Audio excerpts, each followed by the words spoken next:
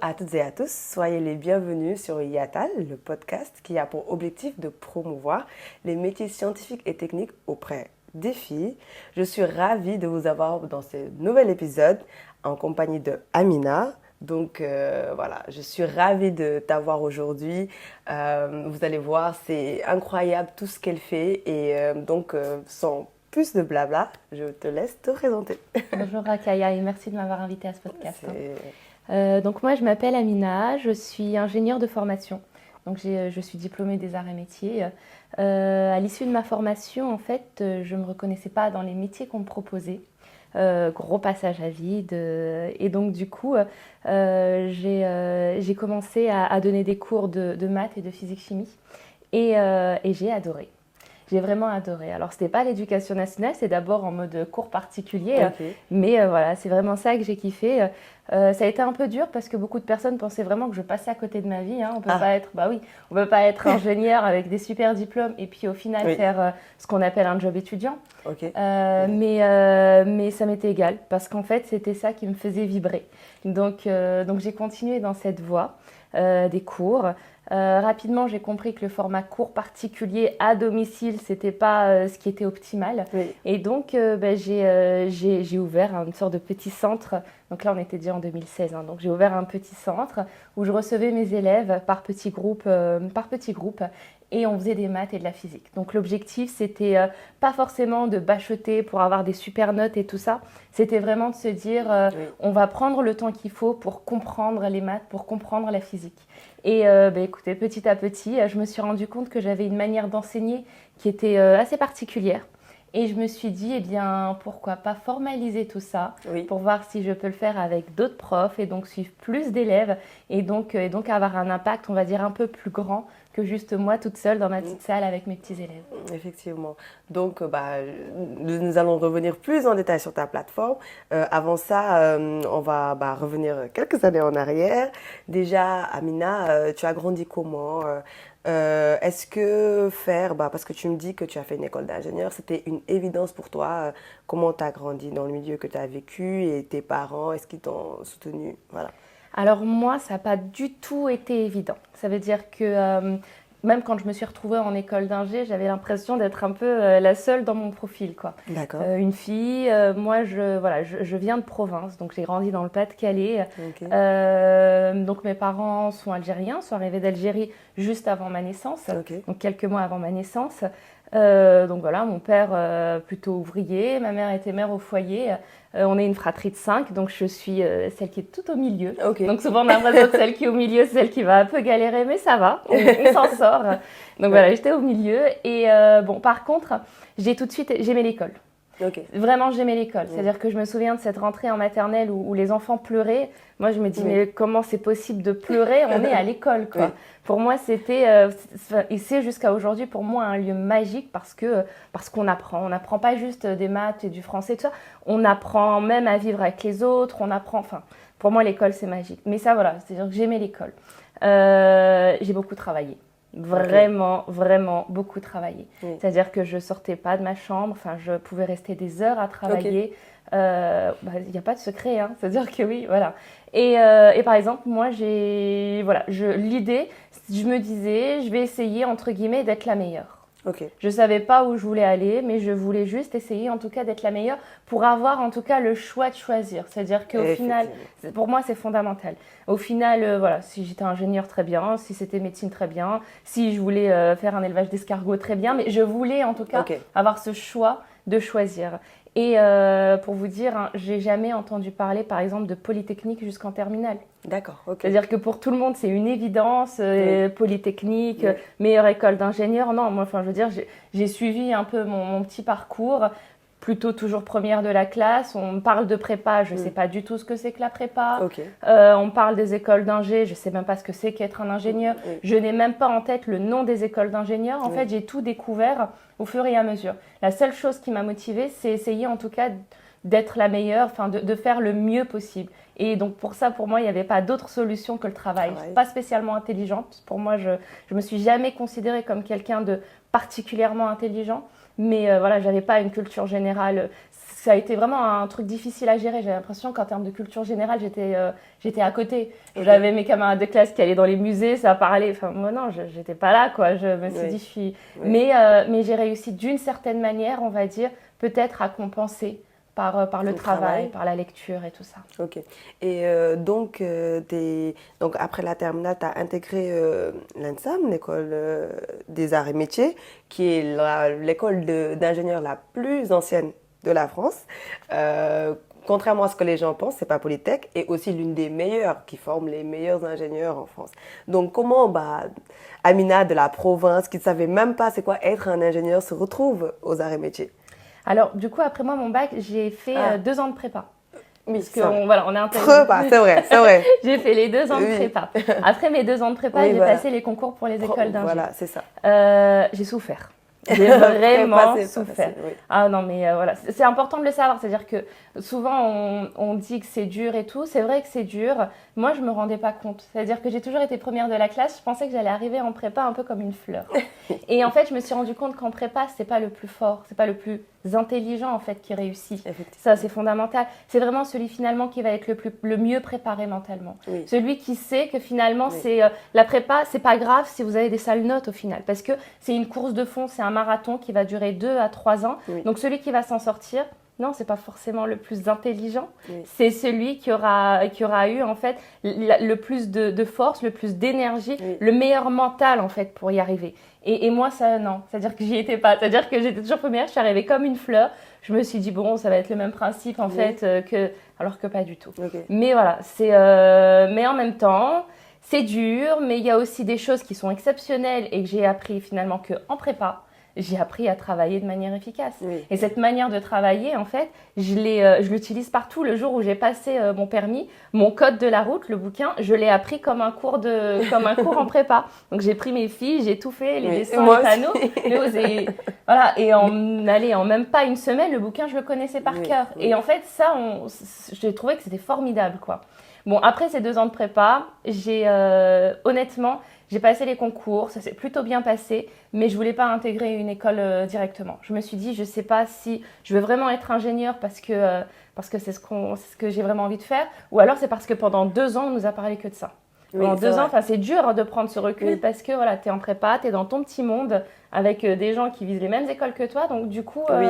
Et là, je me suis dit, je vais faire une pause et je vais aller du coup faire donc ce qu'on appelle le magistère de physique fondamentale à Orsay. Oui, c'est vrai que moi, je connaissais pas du tout. Je sais même pas c'est quoi Orsay, le magistère, jamais entendu. Oui. Donc, prenez des notes. Alors, oui. Orsay, si vous voulez, c'est en France, dans les classements de Shanghai, c'est la meilleure université en fait de France. Oui. Là, elle est classée, alors je ne veux pas dire de bêtises, je crois qu'elle est 17 cette année. Bon, il faudra vérifier, mais voilà, c'est la meilleure fac de France. En mathématiques, en physique, elle fait partie aussi des meilleures facs au monde. Et l'idée, c'était de se dire, voilà, je ne sais pas si je vais être ingénieur, mais je vais quand même pas me fermer toutes les portes, quoi. Oui. Donc l'idée, c'était de choisir en fait une formation qui me permettrait de tester la recherche, de voir l'enseignement, sans pour autant me fermer les portes pour les écoles d'ingé. Donc j'ai été à Orsay. Honnêtement, ce lieu est magique. Il est magique, c'est-à-dire que même quand on arrive, il se passe quelque chose, c'est-à-dire qu'il y a des lieux, moi je crois aux ondes en fait, et dans ce lieu en fait c'est magique. Ça a été pour moi, j'ai passé 2 ans là-bas, ça a été pour moi les 2 plus belles années de mes études. Ah. Les profs, c'est pas des profs, c'est-à-dire qu'en fait on a des enseignants qui sont des chercheurs, on a des enseignants qui sont des passionnés, et donc en fait quand ils donnent leurs cours, donc c'est pas comme en prépa, où il y a aussi des profs extraordinaires, attention, mais l'idée c'est quand même de te préparer à un concours. Un concours, c'est voilà, ça. Là l'idée c'est quand même de te transmettre. Oui. Et moi ça, c'est-à-dire que ce qui est marrant c'est que le contenu était plus ou moins le même entre la prépa et Orsay, mais comme en fait finalement l'état d'esprit dans la transmission était complètement différent, l'échange était, moi j'ai trouvé que c'était magique. Et après mes 2 ans à Orsay, j'ai testé la recherche aussi. Oui. Super intéressant, mais d'une certaine manière, je me suis dit, bon, il va falloir redevenir un peu raisonnable. Et j'ai repassé du coup les concours pour les écoles d'ingé. Et c'est là où j'ai intégré donc les arts et métiers. Oui. Voilà. Et donc, bon, il faut voir que pendant ma période Orsay, j'ai aussi eu ma fille. Voilà, c'est-à-dire que moi, à 20 ans, j'ai accouché de ma première fille. Donc, j'ai pas raté de temps d'études. C'est-à-dire que j'ai eu de la chance, elle est née le 20 juillet. Donc, parfait, c'est ça. J'ai fini, en fait, l'année, genre le 4 juillet, elle est née le 20 juillet, j'ai repris le 5 septembre. Donc, nickel. Et donc, voilà, je suis arrivée à Orsay. Je suis arrivée, aux Arts et Métiers. Et puis… avec un bébé. Avec un bébé. Oui. Avec un bébé. Et c'était super. C'était super. Enfin, le fait d'avoir un bébé, c'était génial parce que j'ai eu l'impression que vraiment, je savais pourquoi du coup j'étais là. Oui. Souvent, de dire que c'était facile, non, c'était pas facile, c'était dur, c'était fatigant. Il y avait les nuits à gérer. J'avais de l'aide aussi quand même. J'avais de l'aide, mais je savais pourquoi j'étais là. Oui. C'est-à-dire que il y a eu des sacrifices entre guillemets après les cours, quand mes potes allaient boire un café, je devais rentrer pour aller m'occuper de ma fille. Oui. Mais ça a donné en fait tout le sens, on va dire, à ce que je faisais. Et ça m'a permis aussi de me poser très très très tôt en fait finalement des questions que parfois on se pose justement plus tard. Oui, c'est ça. Parce que là, t'es mère de famille, il y a une personne qui compte sur toi. Enfin, elle n'a pas vraiment le choix. Hein. Tu es sa maman. Donc, au jour le jour, tu te dis, là, je dois me battre pour elle aussi, pour lui demander mon exemple. Et est-ce que c'était vraiment très difficile réellement d'allier les deux? Parce que c'est vrai que c'est une question que se posent beaucoup les filles, que ce soit parce qu'on se dit que les études scientifiques sont difficiles, que sont preneuses, que tu as besoin de beaucoup travailler plus que les autres types d'études. C'est ce que les gens pensent en réalité. Donc peut-être que ça n'est pas forcément facile d'allier vie de famille, en plus étudiant et d'étudiant, ça peut être compliqué. Alors, pour moi, il y a deux choses. Il y a le fait, moi, d'avoir eu ma fille en étant étudiante, mine de rien, je trouve que c'était une super période. Parce que j'avais des vacances régulièrement. Il y avait les vacances d'été aussi. C'est-à-dire qu'en fait, là, moi, maintenant que je suis dans une vie professionnelle, en fait, j'ai quand même le sentiment que c'est quand même difficile aujourd'hui. Enfin, si je devais… Voilà, moi, maintenant, j'ai 3 enfants.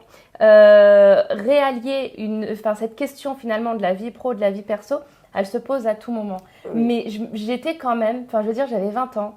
En termes d'énergie, j'étais au max. C'est-à-dire que là, j'ai eu mon dernier fils, j'avais 26 ans. J'ai senti finalement une différence. C'est-à-dire que voilà, donc là, non, en termes d'énergie, j'étais au max. Il y a aussi cette volonté, il y a cette idée de savoir aussi ce qu'on veut. C'est-à-dire que moi, je voulais avoir un enfant. Je voulais, c'est-à-dire que… Et je voulais finir mes études et faire les meilleures études possibles. Donc, à un moment donné… On se dit, j'avoue que l'ambition était peut-être assez élevée, assez costaud, mais il y a un moment donné, quand on veut, on peut. C'est-à-dire que ça paraît hyper bateau, mais c'est vrai, moi je suis convaincue que quand on veut, on peut. Il y a un moment donné. Alors oui, ça veut dire qu'il faut fournir beaucoup d'efforts, ça veut dire que oui, il faut travailler, ça veut dire que oui, il faut être conscient de ses priorités. Mais en même temps, j'ai envie de dire que ce soit pour avoir des enfants et être étudiante en même temps, cette question elle se pose à toutes les étapes de sa vie. À toutes les étapes. Quand ensuite on arrive à un certain moment, pareil que quand on est en entreprise et qu'on veut avoir des enfants, il y a aussi cette question se pose à tout moment. Alors dire qu'en étant étudiante, c'est plus dur, c'est moins difficile…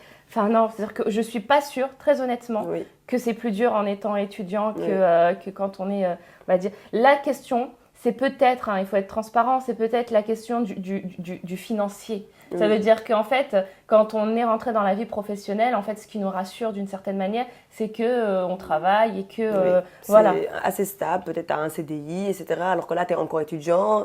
Tu sais, l'avenir est toujours incertain, un tout petit peu, d'un point de vue financier. Mais en même temps, c'est que ça t'oblige à te poser les bonnes questions. Ça veut dire que moi, je crois en fait à la baraka. Ça veut dire qu'un enfant, pour moi, apporte avec lui sa part de belles choses. Donc, à un moment donné aussi, quand tu as 20 ans, on est maman. Bah oui, vraiment, on se pose les bonnes questions et ça nous permet de gagner. Enfin, moi, j'ai eu l'impression d'avoir gagné beaucoup de temps. Aujourd'hui, j'ai 31 ans. J'ai 3 enfants, j'ai mon entreprise, j'ai des aspirations, des ambitions qui sont voilà, j'ai fait des choses que je trouve très belles, mais je pense que si je ne m'étais pas posé ces questions à 20 ans, je ne serais peut-être pas arrivée là aujourd'hui à 31. Effectivement. Donc, tu me dis que après avoir… Donc là, tu as fait des prépas, tu as fait le magistère, tu as fait l'école d'ingénieur, ok, tu as fini, mais tu décides de ne pas aller en entreprise directement. Tu peux nous en raconter un peu plus. Alors, ce qu'il faut voir, c'est que j'ai quand même fait le cursus nickel. Hein. C'est-à-dire que j'ai fait mon stage de fin d'études dans un grand groupe et ça s'est super bien passé. C'est-à-dire que normalement, après, j'aurais dû me dire... Enfin, vraiment, tous les signaux étaient ouverts. C'est-à-dire que si j'étais rationnelle, voilà, j'ai bien coché toutes les cases. Le stage s'est bien passé. L'équipe, on m'a quasiment dit, voilà, si tu veux intégrer, pas de souci. C'est ça, pas de souci, oui. Mais il me manquait ce truc qui me dit waouh, quoi. C'est ça que je veux faire. Il me manquait en fait cette énergie que quand on se lève le matin, on est heureux en fait à l'idée de faire quelque chose. Et voilà, il me le manquait. Et moi, je me suis dit, non, je peux pas. Je peux pas. Donc, c'est pour ça que j'ai commencé donc du coup à enseigner, donc maths, physique, chimie. Et puis là, pour le coup, il y avait vraiment tout. Il y avait, enfin voilà, c'est-à-dire que moi j'ai aimé cette transmission, j'ai aimé cet échange. Je suis vraiment passée en fait au-delà de l'image sociale en fait du prof particulier parce que c'était dur, hein, mais vraiment c'était dur. Les gens vraiment me disaient que je ratais ma vie. Et je veux dire, avancer en fait, quand on est toujours au top, premier et compagnie, grand groupe, et qu'au final on se retrouve, on nous rejette cette image où on est en train de rater notre vie, honnêtement c'est pas évident. Mais en même temps, quand on s'écoute et qu'on comprend que c'est là qu'on trouve finalement notre voilà le truc qui nous fait kiffer quoi. Je pense que c'est important de s'écouter. Vraiment, c'est important de s'écouter. Vous dire que je gagnais bien ma vie à cette période-là, non. C'est-à-dire que quand on voit ses camarades de promo qui sont dans des grands groupes, qui ont des salaires de ouf, et toi, t'es là à peine à galérer parce que du coup, j'avais un statut d'auto-entrepreneur, à dégager un SMIC et tout ça. Enfin, je veux dire, oui, c'est. Mais en même temps, je trouve que, voilà, puisque c'était ça, moi, qui me rendait vivante, honnêtement, je me suis dit, mais continue dans cette voie. Et puis, tu verras bien. Moi, il y a un truc qui a toujours été fondamental, c'est que je pense qu'il n'existe pas de sous-métier. Mais vraiment pas. La question, c'est à partir d'un métier, qu'est-ce que tu es capable d'en faire ?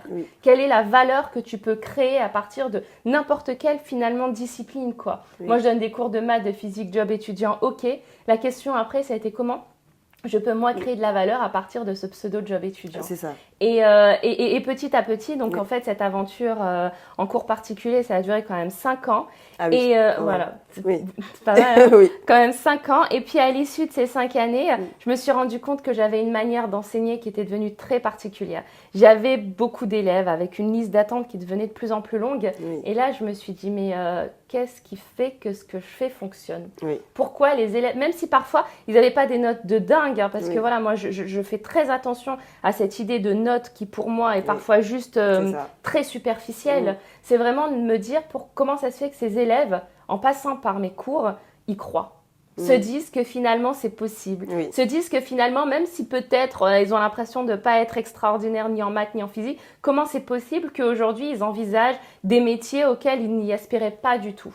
Et en fait, ça a été ça pour moi qui ensuite c'était super important. Et là, je me suis dit, je vais peut-être me poser un petit peu, réfléchir. C'est marrant parce que finalement, c'est là que ma casquette d'ingénieur a refait surface. Donc, toutes ces études, là, enfin, ingénieur et même dans la recherche, parce que finalement, ça a été un travail de recherche qui ont refait surface et de me dire comment, enfin, comprendre ce qui s'est passé pour que ça fonctionne et de me dire comment je vais faire maintenant pour peut-être passer à une échelle supérieure, ça veut dire formaliser, avoir d'autres profs, peut-être avoir d'autres élèves. Et aujourd'hui, la mission que je me suis donnée à partir de cours, c'est comment je vais faire pour élever le niveau en sciences de tous les élèves qui le souhaitent. Pas uniquement parce que je veux qu'ils aient des bonnes notes ou quoi, non. Parce qu'encore une fois, pour moi, c'est terrible, mais la sélection, elle continue de se faire par les matières scientifiques. Et donc, Et donc, pour moi, et c'est raccord avec mon histoire, quand un élève est bon en maths, en fait, si c'est une fille, si c'est un garçon, s'il est riche, s'il est pauvre, s'il est dans le bon environnement, enfin peu importe. Mais en réalité, il est en position de choisir ça de soi. Vraiment, ce qui pour moi m'a animée, c'était de me dire, voilà, je veux être la meilleure, entre guillemets, pour choisir ce que je veux faire. Et pour moi, finalement, la plus grande richesse, enfin, la plus grande fierté, je pense, c'est quand on est effectivement en position de choisir qui on veut devenir. Oui, c'est vrai. C'est vrai que moi, j'ai grandi au Sénégal, à Dakar, et c'est vrai que même si tu es moyen en maths, on va te pousser à faire S parce qu'on se dit que quand tu fais S, tu vas plus avoir de chances de choisir en fait. Même si après tu veux faire quelque chose de littéraire, on se dit qu'après à la fin, tu pourras même le faire, mais au moins tu as ton bac S en poche. C'est la moindre des choses. Et c'est vrai que c'est terrible parce que c'est pas forcément juste pour tout le monde. Mais moi j'aime bien en fait quand tu dis que ton objectif c'est pas forcément de donner de bonnes notes, mais que les gens se sentent capables, mais aussi d'aimer ces matières et se dire voilà, je fais 2 heures, je fais des exercices, etc. Mais je kiffe le fait de me dire que je suis en train de trouver, de répondre, etc. C'est vrai que moi, c'est beaucoup cette partie, faire aimer aussi les sciences que j'ai apprécié dans ta méthode. Même si là, j'aimerais bien que tu expliques un peu plus, c'est quoi ta méthode et qu'est-ce que tu as mis en place en fait et comment tu l'as mis en place pour arriver à aujourd'hui, tu as créé un livre et tu as ta plateforme. Alors, ce qu'il faut voir, c'est que moi, j'ai construit finalement tout ça à partir de 2 phrases qui sont fondamentales. La première, c'est quand un élève vient et me dit « j'ai rien compris ». Là, tu dis « non, mais attends, tu ne peux pas ne rien avoir compris. Il y a forcément, en fait, des choses qui voilà ».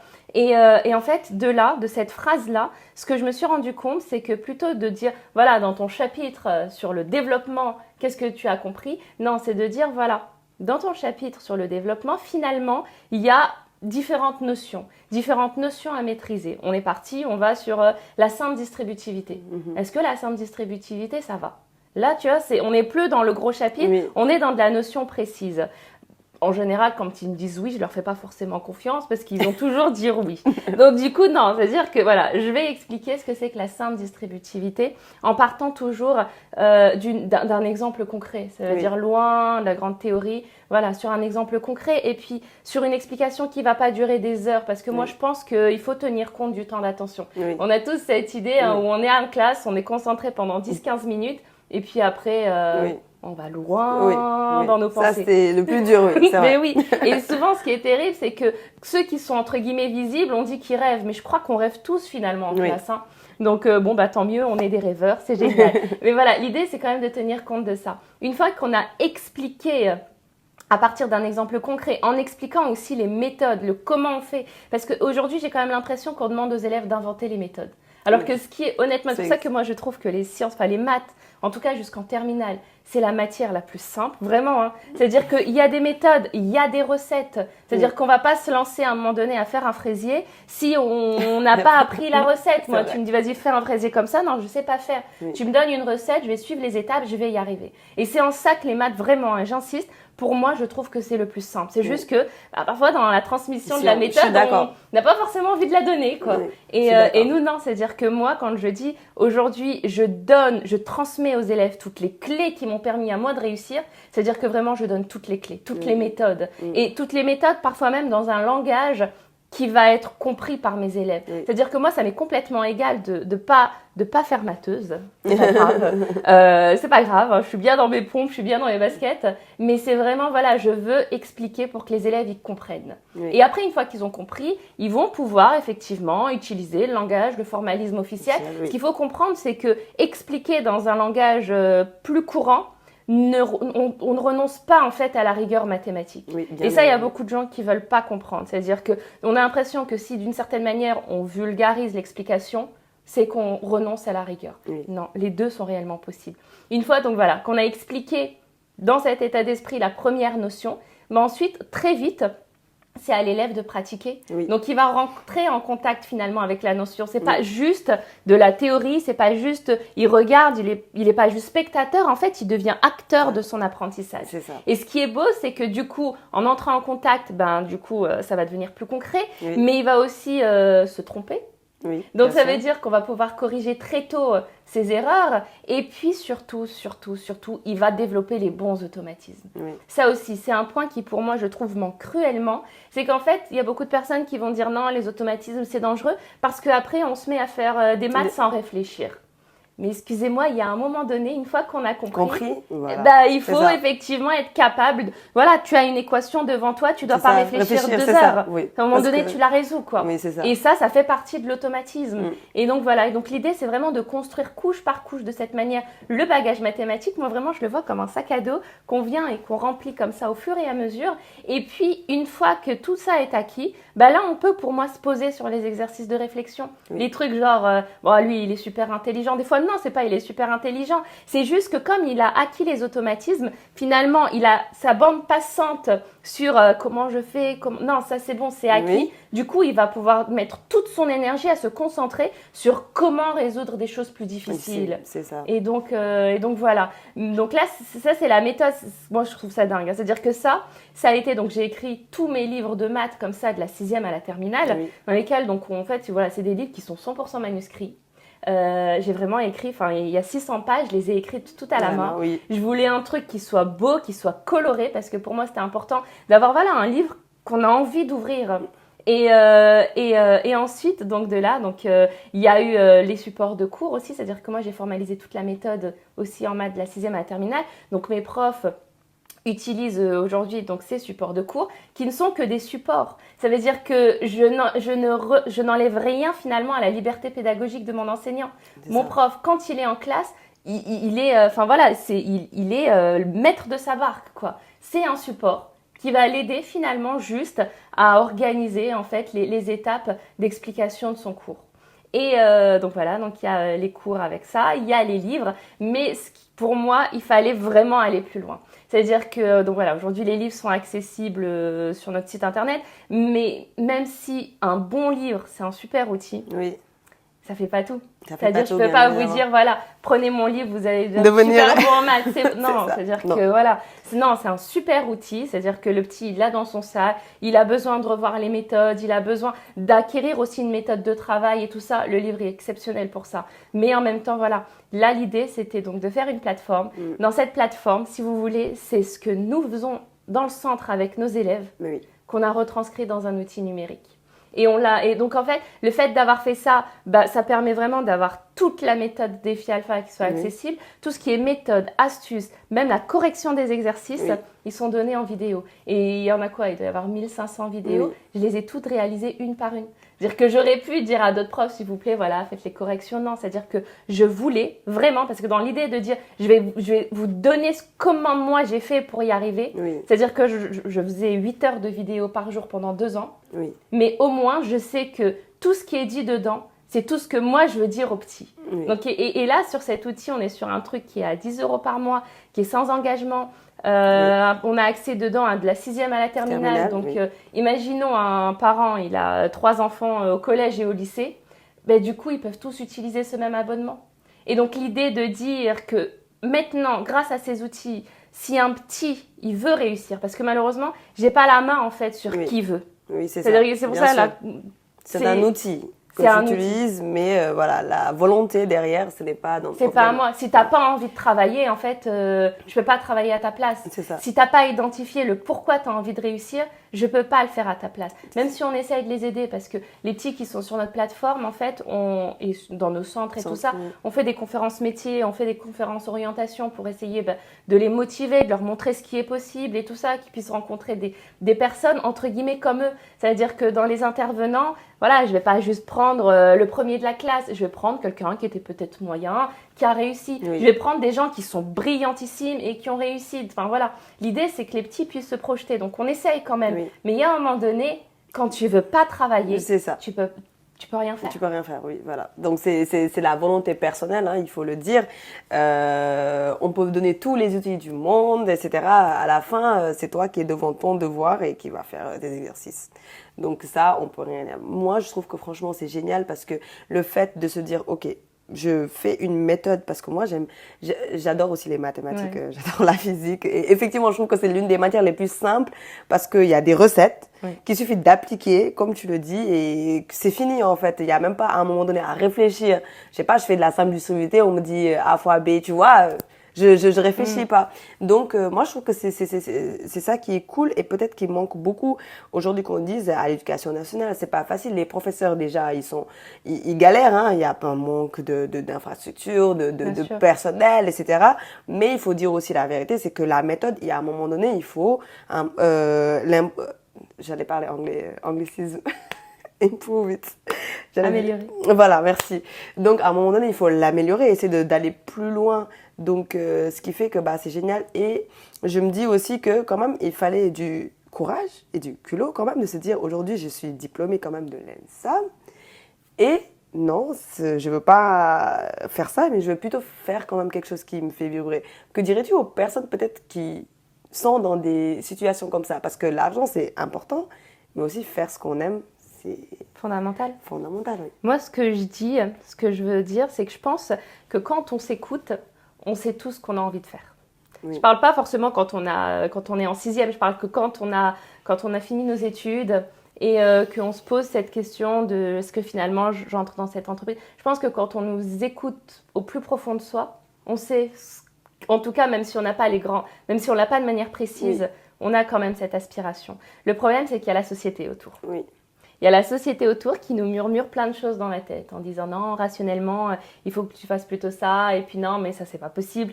Non, c'est-à-dire que. Et je pense que ce qui est important, mais vraiment super important, parce qu'après tout, c'est notre vie. Oui. C'est notre vie. Moi, à chaque étape de ma vie, en fait, j'écoute beaucoup les anciens, je parle beaucoup avec les anciens, j'aime bien les écouter. Et moi, il y a cette phrase que je trouve terrible quand je parle avec les anciens, c'est quand ils me disent j'ai l'impression d'avoir raté ma vie. Ou j'ai l'impression d'être passée à côté de ma vie. Oui.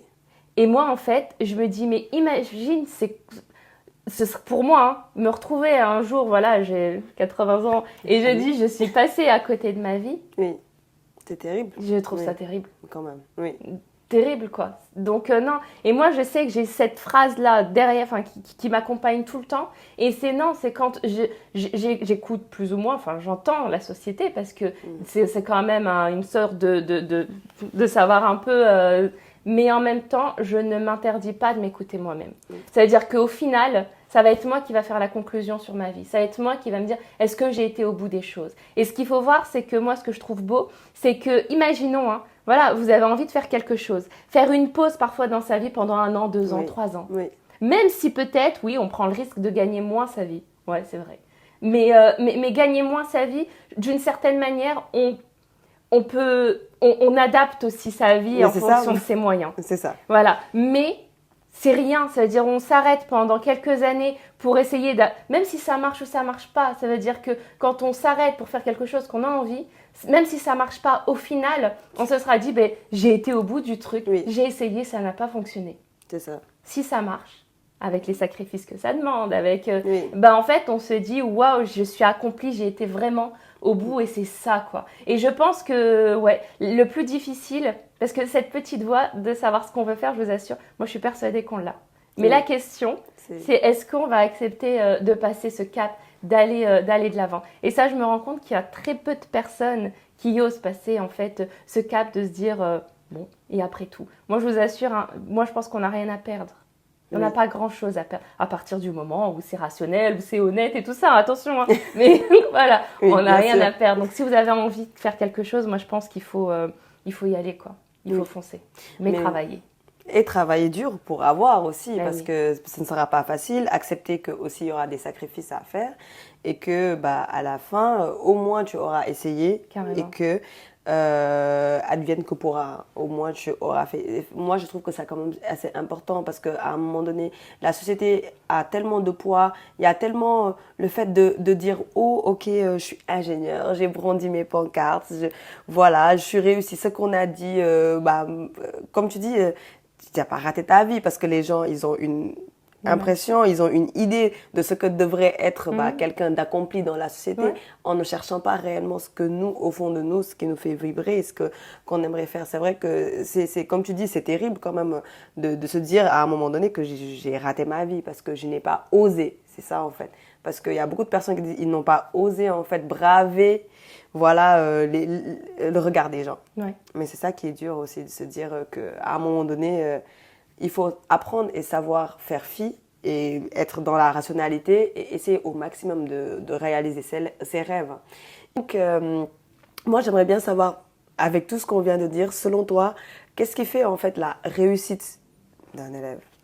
Alors, ce qui fait la réussite d'un élève, encore une fois, juste sur cette notion de réussite, pour moi, un élève qui est en réussite scolaire, je vous assure, c'est pas le premier de la classe qui a des super notes. Oui. Non. Celui qui est en réussite scolaire, ça va être celui finalement qui sera confiant en ses capacités, qui sait qu'il peut y arriver et qui du coup va fournir les efforts tout le temps, c'est-à-dire que ça paye ou que ça ne paye pas sur les notes, parce que je pense que ça finit toujours par payer, c'est juste qu'on n'a pas en fait, on peut pas jauger sur le temps. Pour certains, ça va payer sur les notes au bout de 2 semaines, pour d'autres, il va falloir 6 mois, pour d'autres, parfois, il faut 1 année complète. Donc voilà, pour moi, la réussite scolaire, c'est vraiment cet élève qui va se dire que c'est possible, qui va être capable de fournir les efforts et ensuite, un jour, être en position de choisir sa voie. Mais en même temps, cette réussite, pour moi, c'est un travail d'équipe. Ça veut dire que ça repose uniquement sur l'élève et sa capacité à travailler. Non, c'est pas vrai. Dire que finalement, si l'élève il échoue, c'est à cause du prof, parce que ça aussi, on aime bien dire ça. C'est un mauvais prof. Oui. Non, enfin, je veux dire, il y a des bons profs, il y a des profs qui sont un peu moins bons, d'accord. Oui. Il y a des profs qui sont toxiques, il y a des profs qui sont extraordinaires. C'est-à-dire que, voilà, c'est-à-dire. Et moi, je trouve ça terrible de parfois juste devoir tout miser en disant c'est la faute du prof s'il a réussi ou s'il a échoué. C'est quand même un sacré poids du coup qu'on donne aux profs et qui n'est pas toujours même évident quand on est du côté prof. Donc c'est-à-dire que pour moi en fait la réussite c'est un travail d'équipe dans lequel l'élève est au centre. C'est-à-dire qu'encore une fois, si l'élève lui il n'a pas envie, on ne peut pas faire grand-chose. Il va y avoir le prof effectivement, mais il y a aussi pour moi ce pilier fondamental que je trouve qu'on oublie trop souvent, et même pas qu'on oublie, c'est que je trouve qu'il trouve même pas sa voie, c'est-à-dire que c'est le parent. Moi, j'ai l'impression que le parent, en fait, il sait pas du tout comment se positionner. C'est-à-dire que on attend lui, et attention, hein, comme je suis maman, je sais à quel point c'est un poids énorme. C'est-à-dire qu'en fait, quand son enfant il échoue, c'est de notre faute. En fait, ça nous renvoie peut-être l'idée qu'on est un mauvais parent. Quand notre enfant il réussit, en général, ça va un peu mieux. Mais le problème, c'est quand ça se passe pas bien. Et en fait, le parent, il trouve pas sa place. Surtout aujourd'hui, maintenant, il y a toutes ces histoires de pronotes, de école directe, où finalement, le parent, il a comme ça en direct toutes les informations en fait sur comment ça se passe à l'école. Et donc finalement, au lieu d'avoir un parent qui soit un parent, on a presque un parent qui est là à dire vas-y, aujourd'hui tu as eu ça comme note, tu as fait tes devoirs. C'est-à-dire qu'on a affaire à un vigile en fait, enfin quelqu'un qui est là à organiser, on va dire, l'emploi du temps de le petit. Et des fois j'ai l'impression qu'on passe vraiment à côté. Pour moi, le parent c'est le pilier, c'est-à-dire celui qui va être capable de transmettre finalement la confiance en soi, c'est le parent. Celui qui va être... Pourquoi ? Parce que... Enfin voilà, c'est-à-dire que moi je pense... J'ai 31 ans et je me vois encore à travers les yeux de mes parents. Quand j'ai réussi, je suis contente de leur dire parce que je veux voir la lumière dans leurs yeux. Quand je me suis un peu plantée, je veux pas voir la déception dans leurs yeux. Et ça, je pense qu'on l'a depuis notre naissance et jusqu'au reste de notre vie. Même quand nos parents sont plus là, on a besoin... Enfin, en tout cas, on s'imagine en tout cas... À quel point ils seraient fiers de nous, etc. Mais oui. Et donc du coup... je pense que c'est fondamental qu'effectivement les parents se remettent dans cette position de dire ce que je veux au final, et je pense qu'en tant que parent on veut tous ça, c'est de se dire qu'au final je veux que mon petit il soit épanoui, je veux que mon petit il soit heureux. Moi je crois en lui, parce que si vous croyez en lui au final, il va croire en lui. Si vous croyez pas en lui, il va pas croire en lui. Moi parfois j'ai des parents qui me disent il sera jamais ingénieur. Je dis mais pourquoi vous dites ça? Ils me disent non mais vous inquiétez pas, ça je vous le dis à vous mais je le dis pas à lui. Mais les paroles ne sont pas les plus importantes. Il y a tout ce que tu fais, les gestes, le non-verbal aussi. C'est ça. Qui est fondamental. C'est ça. C'est-à-dire que si vous pensez que votre petit ne sera pas ingénieur, il le saura, il le verra. Et donc il le sera peut-être pas. Et moi, je trouve ça terrible. C'est-à-dire que il faut redonner en tout cas cette position aux parents, qui retrouvent en tout cas cette position de se dire que c'est un pilier, c'est une énergie en fait, qui est vraiment l'énergie primordiale si on veut que le petit soit propulsé. Et donc voilà. Mais moi je trouve aussi, il faut, comme tu le dis déjà, le parent c'est pas un vigile pour dire t'as une bonne note, t'as pas une bonne note, etc. Mais aussi le parent n'est pas obligé d'être sachant aussi. C'est ça, parce que des fois, en tant que parent, tu te dis, moi, je connais pas, je sais pas, je suis pas forte en maths, donc je peux même pas l'aider, je peux pas. Mais c'est vrai que au-delà du fait que tu puisses ou pas l'aider, mais comme tu dis, c'est cette énergie, c'est le fait de dire que je crois en toi, tu peux croire en toi, en faisant les efforts nécessaires, en allant en cours, en faisant les TD, faisant tout, tu peux le faire, tu peux y arriver. Il faut pas oublier que le rôle du parent, c'est pas, t'es pas prof aussi, t'es pas prof. Quoi. Voilà, t'es un parent et donc ton rôle il est primordial, c'est un pilier pour la réussite. Et il ne faut pas oublier ça aussi. Fondamental. Déjà, il y a plusieurs films comme ça dans lesquels on voit des parents qui étaient illettrés et tout ça, et qui justement, par cette énergie, par le fait qu'ils sont convaincus que leur petit peut réussir, ils font des choses extraordinaires. Donc moi, je trouve que tous ces exemples sont géniaux. Moi, si je prends mon parcours à moi, on est une fratrie de 5. On a tous vraiment un parcours complètement différent entre celui qui a fait plutôt un BTS, moi qui avais plutôt une école d'ingé. Enfin, on a tous d'autres qui n'ont pas, l'école c'était pas leur truc. Oui. Mais au final, ce qui est beau, c'est que mes parents en fait nous ont transmis justement ces valeurs de travail. Nous ont toujours dit que dans la mesure où dans la vie tu marches droit et que tu fournis tes efforts, en fait tu vas y arriver. Et ce qui est beau, à aucun moment, j'ai eu l'impression, par exemple, quand moi je réussissais, que ma petite sœur, c'était pas super ses notes, à aucun moment j'ai eu l'impression qu'ils disaient « elle c'est génial, elle c'est nul ». C'est ça. Non, oui. c'est vous êtes tous génial, d'accord ? Continuez de travailler, faites tout ce que vous pouvez. Et au final, ce qui est marrant, c'est qu'on a trouvé tous notre voie. On a tous des métiers complètement différents, mais dans lesquels finalement on est plutôt bon dans nos domaines, quoi. Et c'est ça qui est beau, c'est-à-dire que l'école, oui, c'est important, les notes. Le cancer. Parce que voilà, moi dans mon livre, je dis que les notes sont le cancer de l'école. Je sais que cette phrase est dure, mais c'est vrai. C'est-à-dire que pour moi, depuis qu'on juge en fait un niveau sur ses notes, mais on passe à côté de tout l'essentiel. On passe à côté du sens de l'école, mais on passe aussi à côté de ce que c'est qu'un enfant. Un enfant, c'est pas qu'une note. C'est une sensibilité, c'est des compétences des fois dans des domaines qui n'auront peut-être rien à voir avec l'école. Enfin, on passe à côté de tout. Mais voilà, donc pour moi, c'est ça. C'est-à-dire que au final, si on comprend qu'on ait cette énergie, et finalement, c'est quoi ? Ça va être une histoire d'amour. Hein. C'est-à-dire que si on est capable de transmettre tout cet amour, toute cette confiance, et en tant que parent, moi, je suis persuadée qu'on l'a tous. Si on arrive en fait à oublier un peu tout ce poids de la société, qui est très dur, hein. Vraiment c'est dur. Et qui est très présent, hein, je le sais, parce que je suis maman depuis pas longtemps, mais tu sais, à ce qu'on dise, mais elle dit bonjour, même le bonjour, les polis, mais on juge ton enfant qui a 2 ans au fait qu'elle dise bonjour ou pas. C'est incroyable quand même, moi, ça me choque. C'est terrible. C'est terrible, hein, donc ne parlons même pas des notes, etc. C'est dur. Oui, c'est dur. Et en fait, voilà, et moi je pense que non, on a tous en tant que parents cette énergie de pouvoir propulser nos enfants. Oui, on le sait, hein, ici sur le podcast, le format podcast, il est plus destiné aux parents. Donc, les messages que je porte, c'est plus destiné aux parents, aux adultes qui ont des enfants, je sais pas, des neveux, des cousins, etc., qui sont dans cette optique de faire des études. Et il faut pas oublier votre rôle qui est primordial et essentiel, et ne pas oublier aussi que les notes, c'est vrai que c'est important, ça te permet à peu près de savoir s'il travaille bien, on ne sait pas, parce que la tricherie, c'est ça qui l'amène. Hein, parce qu'on te demande d'avoir de bonnes notes. Je me débrouille pour avoir de bonnes notes, c'est ça. Il ne faut pas l'oublier aussi. Donc, n'oubliez pas que votre rôle est primordial. Et voilà, aimez vos enfants et poussez-les à être les meilleurs d'eux-mêmes, quel que soit le domaine.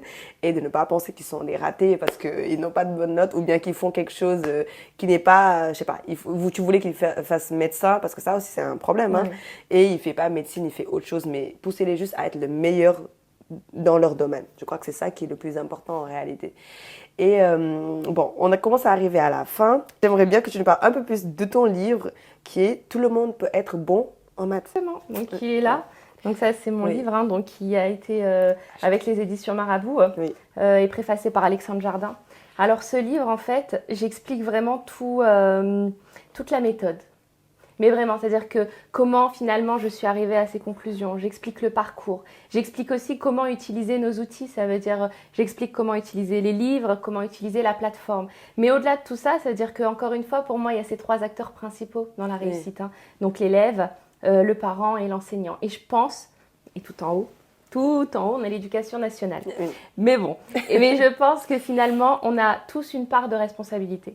Et moi, ce qui me fatigue, c'est qu'en fait, on passe notre temps à renvoyer la balle à l'autre. Donc, on dit non, c'est la faute du prof, c'est la faute de l'élève, c'est la faute des parents, ils sont complètement toxiques. Non, c'est-à-dire qu'on a tous une part de responsabilité. Et tant qu'on n'assumera pas cette part de responsabilité, je pense qu'on n'avancera pas. Ça n'avancera pas. C'est pas évident. Mais en même temps, pour moi, la vérité, c'est ce qui nous permet d'avancer. Donc, du coup, dans ce livre, de manière hyper bienveillante, hein, je nous mets un peu devant le miroir en disant voilà, c'est là où je déconne, c'est là où je déconne. Et en se disant peut-être qu'effectivement, on va pouvoir trouver des solutions. Parce qu'on peut continuer encore à dire, en tout cas que ce soit pour les maths, mais que l'école va mal et compagnie. Mais quand on a face à un problème en disant que l'école va mal, est-ce qu'on continue à se dire bon, bah, l'école va mal, mince. Oui. Non. Donc en tout cas, c'est pas ce que nous, on a décidé de faire. C'est de dire ok, l'école va mal, mais on va essayer de trouver des solutions. Et nous, ce qu'on arrive à faire, franchement, avec les maths, dans Défi Alpha, je vous assure, c'est assez exceptionnel. Je veux dire, même d'un point de vue entrepreneurial, on n'a aucun financement, on est une petite équipe, enfin, on est là. Là, on écrit des livres, je suis nominée à des concours, enfin, il y a eu des articles de presse et tout ça. C'est-à-dire que je me dis, voilà, on est peut-être, entre guillemets, encore des petits, mais on a quand même réussi à faire des choses de dingue. Oui. Et ce que je me dis, c'est que, imaginons, on est plus à vouloir agir, en tout cas, pour cette cause qui est fondamentale. Parce que pour moi, l'éducation, c'est la plus belle arme qu'on puisse avoir. Oui. Mais vraiment. Et aujourd'hui, dire qu'on va renoncer à une éducation d'excellence, pour moi, finalement, c'est nous désarmer, c'est désarmer nos jeunes. Et puis, finalement, on prend le risque que notre société parte en déclin. Et malheureusement, c'est ce qui se passe. Oui. Donc voilà. Donc, l'idée de ce livre, c'est vraiment de se dire, voilà ce que nous, on a fait. Je suis persuadée qu'en réunissant toutes nos forces, on pourrait faire des choses extraordinaires. Bah, merci beaucoup. Donc, n'hésitez pas à acheter son livre sur Marabout, qui est disponible. En fait, il est disponible dans toutes les librairies. Donc, à la Fnac, chez Cultura, vraiment dans toutes les librairies. Voilà. C'est aussi un livre qui va dédramatiser aussi les maths. Ça veut dire qu'il y a un moment donné, c'est pour ça qu'il s'appelle « Tout le monde peut être bon en maths ». C'est que réellement tout le monde peut être bon en maths. Oui, il y a des gens qui me disent mais tu crois vraiment la connerie de ton titre?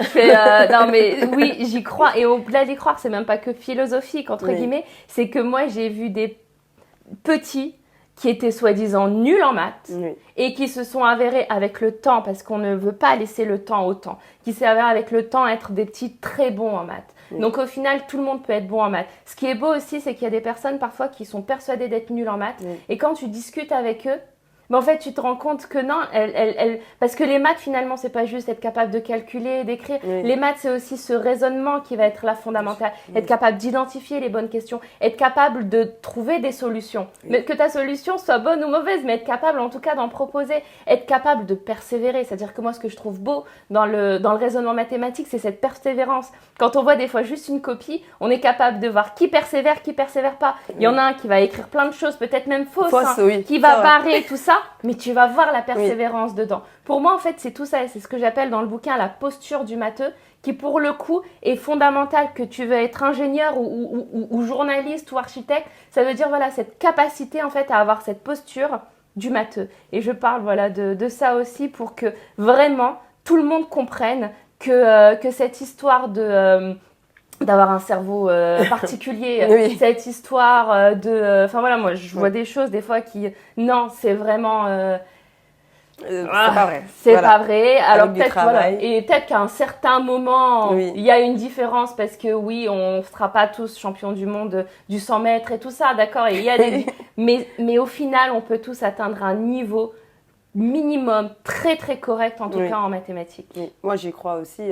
Je pense que c'est vrai que la manière d'apprendre et d'appréhender la chose aussi, parce que si dès le départ toi-même tu te dis que tu es nul, tu peux pas te débrouiller pour avoir de très bonnes notes en mathématiques, il faut le dire. Et donc Aminata, je t'ai dit Aminata parce qu'elle s'appelle Aminata, ma sœur. C'est pas grave. C'est le même prénom. Oui, c'est ça. En plus, elle s'appelle Aminata, en fait. Donc, Aminaba, merci beaucoup déjà d'avoir accepté de venir ici et de nous parler de ton parcours, que j'ai trouvé, franchement, ça donne la matière à réfléchir, en fait, parce qu'il faut se dire, toutes les personnes qui sont en entreprise par exemple, ou bien toutes les personnes qui sont là dehors et qui ont fait des études scientifiques, qui ont des métiers en rapport, n'ont pas du tout le même parcours, n'ont pas eu les mêmes questionnements, n'ont pas eu les mêmes problématiques durant la vie, et pourtant c'est possible de le faire, que tu sois une femme bien évidemment, et de ne même pas hésiter par rapport à ça. Donc moi je te laisse conclure la vidéo. Alors moi, je vais conclure en disant que je pense que la première étape, c'est de se convaincre que vraiment les choses sont possibles. Ça veut dire que je pense qu'on est nos propres limites, on se met nos propres limites. Alors c'est très bien, parfois on va dire c'est à cause de la société, c'est lui qui m'empêche ci, c'est lui qui m'empêche ça. Oui. Alors oui, parfois, sur certains profils, sur certaines choses, c'est peut-être un peu plus compliqué, mais au final, c'est pas ce qui doit nous arrêter. Oui. Moi, je pense que peu importe la discipline, peu importe ce qu'on veut faire, peu importe, effectivement, tu as parlé de filles, voilà, c'est vrai que quand on est une fille, des fois, on a l'impression qu'il faut en prouver un peu plus que si on était un garçon, c'est vrai, mais en même temps, moi, je pense que c'est aussi ce qui fait notre force. C'est-à-dire que tous ces entre guillemets, toutes ces différences, tout ce que la société nous dit en disant que tu ne peux pas y arriver, pour moi, il faut réussir à les prendre non pas comme en se disant c'est mort, c'est foutu, mais vraiment en le prenant vraiment comme une force. Et je pense qu'en prenant tout ça comme une force, on peut tous faire des choses exceptionnelles. Mais vraiment. Et donc du coup, moi, si j'ai un truc à vous dire, c'est foncer. Vraiment foncez. Peu importe ce que vous voulez, foncez. Donc, foncez, comme vous l'avez entendu. N'hésitez pas à faire ce que vous voulez dans la vie et de foncer réellement. Donc, on arrive à la fin. Je vous remercie d'avoir écouté, regardé cet épisode et je vous dis à très bientôt pour un nouvel épisode. N'oubliez bien sûr de ne pas nous suivre, que ce soit Amina ou moi sur nos réseaux, je mettrai tout bien évidemment, et aussi pour les épisodes que vous voulez regarder sur YouTube ou bien en écoute sur votre plateforme préférée. Donc je vous dis à très bientôt. Merci. Au revoir. Ciao.